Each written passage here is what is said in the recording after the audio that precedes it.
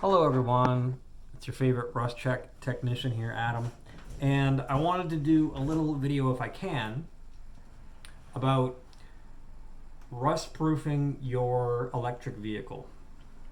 So you bought a Tesla, so you bought a Ford F-150 Lightning, you bought a Rivian, you bought a Neo, you bought a Nissan Leaf, and you're at the dealership and they're convincing you should probably just buy those modules. We'll install a $1,300 module and your vehicle will never rust. This is poppycock. This is the dealership doing their best to intimidate you and strong arm you into giving them more money. Obviously, everybody at the dealership wants you to be there forever, and unless they're willing to do rust proofing in-house with something like Rust Check or like a yearly annual rust proofing treatment based in liquid oil, then I got bad news for you, my friends.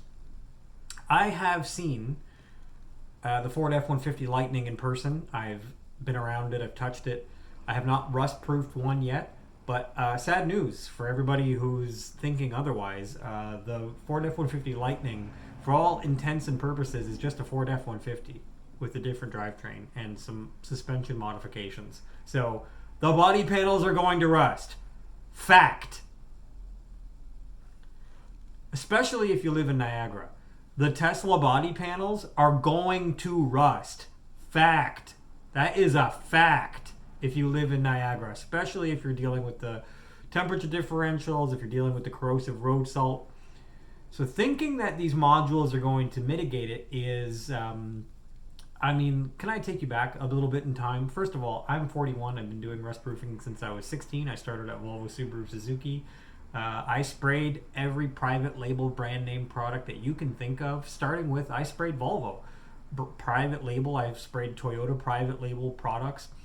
In 2010, when people were talking about the modules, I bought a few. I have one sitting over there. I could go get it as a prop for this video if you want, but it's got somebody else's brand name in it. Recently, CTV News did an article about these modules, and you don't have to hear it from me. Just Google CTV News article corrosive module or corrosion prevention module, and you'll see for yourself. I'm not sure about the wording on that, but you can read for yourself.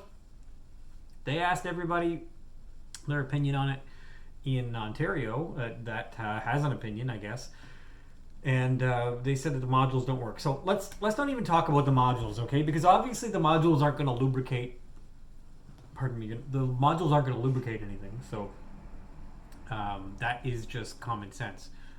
I have a bunch of different certificates that you're more than welcome to look at on my wall here when you're here in my office, and we can talk about how I am specifically positioned to take care of your electronic vehicles, because prior to being here full time, I also had a side gig where I was dealing with auto scrubbers and battery powered machines. And guess what? The terminals of these batteries corrode. The machines, if they have aluminum on it, would pit with corrosive road salt. And over time, if things aren't lubricated, they start to break down. You have two different materials or dissimilar metals meeting, and you have corrosion at those contact points unless there's a grommet or something placed in between.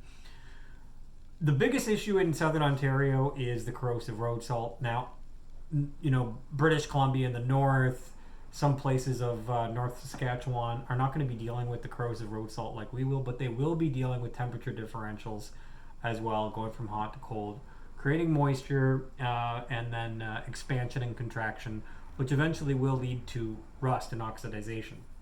So I am not saying that all rust proofing is considered equal, which is another big problem. So, and I get that it is tricky, and this is why I'm talking to you.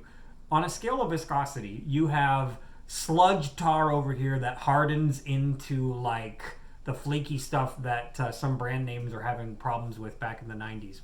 The sludgy tar that hardens into a coating, okay? On a scale of viscosity, you have that over on one side. On the other side, you have super thin baby oil consistency product. And everywhere in between, different brand names are trying to sell you rust proofing. On the coating side, on that thicker side of viscosity, usually people will sell that as this is a permanent product. So if you spray that permanent coating product over an existing rust type situation where you have dry, flaky rust, it is literally just covering it. Visually, it's great to sell that, or if you're into flipping cars, but it's not actually soaking up into the existing rust and preventing any more, displacing any moisture from creeping into the existing rust. So actually, it's doing you a disservice in the long run. Same with people using used engine oil. So not all rust proofings are created equal, to my point here.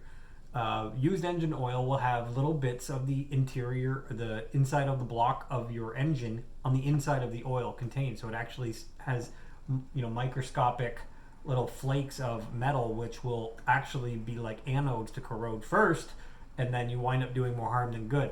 Now, the big problem that I see around here is people going to spend a couple $100 or $100, wherever you wind up at, to get rust proofing, and then going through an automatic car wash that uses detergents, solvents, hot water pressure washing on the bottom, and washing it all off in 2 weeks. So as a vehicle owner, there's something you have to be aware of. Where are you going for a car wash? Are they spraying the bottom? What are they spraying it with?